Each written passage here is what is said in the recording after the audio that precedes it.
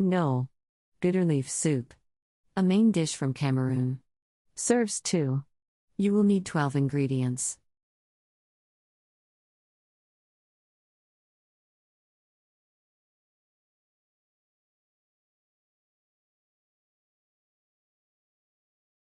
Step 1. Soak bitterleaf and boil. Leave in water overnight, then squeeze out excess water. Not necessary if spinach is used. Cook oxtail and stockfish until tender.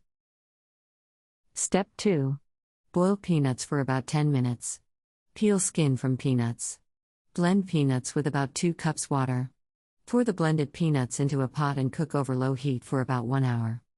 Step 3. Add onion, ginger, and garlic. Cook for about 10 minutes. Add bitterleaf and cook for about 20 minutes. Add in salt, pepper, crayfish, oxtail, and stockfish.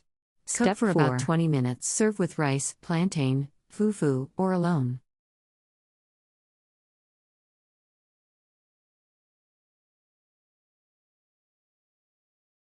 Country Reports, Culture, Countries, Travel.